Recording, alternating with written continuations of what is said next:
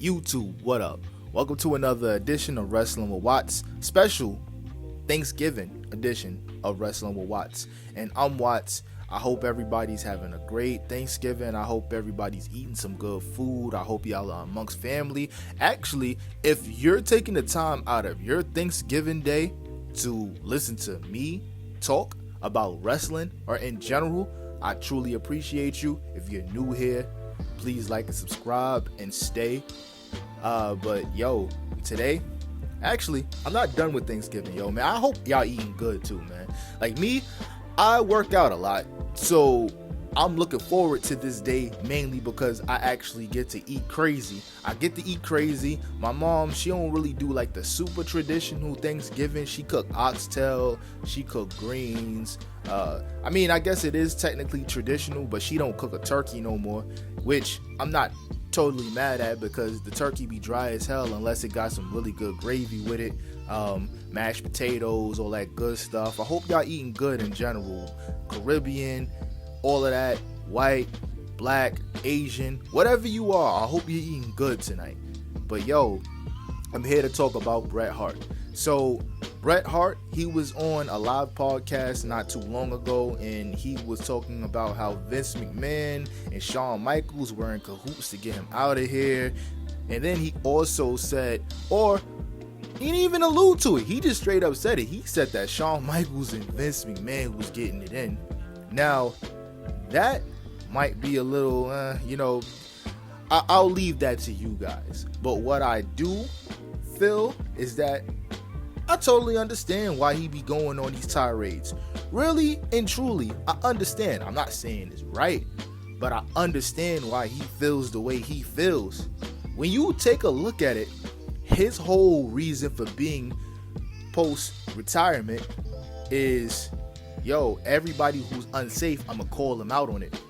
He may not have the greatest approach in that regard, but yo, he stayed true to himself. He stayed true to himself this entire time. His whole thing is when he sees some unsafe activity in the wrestling ring happening, he calls it out. Because somebody like him, he's always wrestled super safe. He's always made sure that when he threw punches, it wasn't connecting in a way that was going to hurt his opponent. When he did his pile driver, he made sure that the person who was receiving the pile driver, their neck was well protected and stuff like that. So I understand.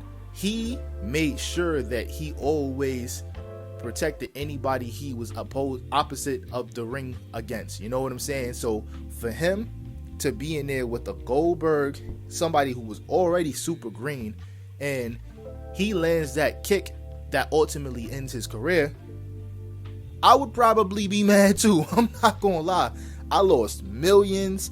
I lost the opportunity to end things on my own terms. And somebody like him, who is a part of the Hart family, wrestled in the Hart Dungeon, wrestling is in your blood, it would make anybody feel some type of way that they can't end things on their terms. And that's a fact. That goes for anything. That goes for any sport. That goes for any profession that you're in. Overall, you're going to be mad as hell if you spent your whole life doing something and trying to be great at it, or was great at it, and it just been swept from underneath you. And real spill, when you really think about it, as much as Goldberg, the allure of Goldberg, it put asses in seats, that man should not have been in a wrestling ring at all. And that's just dead facts. People like, oh, it's been almost 30 years, get over it. Yo, listen, man. You can't tell somebody how to feel about something that happened to them. You know what I'm saying? And Bret Hart is not the only person who has said what they said about Bill Goldberg. You know what I'm saying? Like you seen almost 30 years ago, Steven Regal made that dude look like a fool in the ring. And that wouldn't have happened if he was actually getting the proper practice, or it was mandatory that he stepped his game up in regard to actually being able to wrestle. So I'm not necessarily saying that he's completely right in how he analyzes the current state of professional wrestling and stuff like that, but he's not entirely wrong neither. And that's a fact. In the memes are hilarious. People was like, somebody said, every time I see Bret Hart, I realize that I'm not hating on my enemies enough. Like, he's one of those dudes that he's going to take this to hell, and it don't matter, rain, sleet, hell, snow. It's not right. I know it's not right. Morally, I'm just like, damn, like, all right. But you can't really think about this. Let's take a second to think about this. You punch somebody in their mouth, and that person you punched in the mouth pull out a gun and shoot you. You can't be like, well, why did he shoot him? It's like, no. Like, you can't be mad at how somebody reacts when you was the one who did X, Y, and Z first. And yes, they're saying that Goldberg apologized years ago, but real spill, if you were actually good at your job and didn't just think about the dollar signs, which that's all Goldberg has ever thought about, I don't think Bill Goldberg ever cared about wrestling. He just was like, yo, I can't make it in the NFL anymore. I need a means to an end. I still got muscles. I can move a little bit. Let me just step in the ring.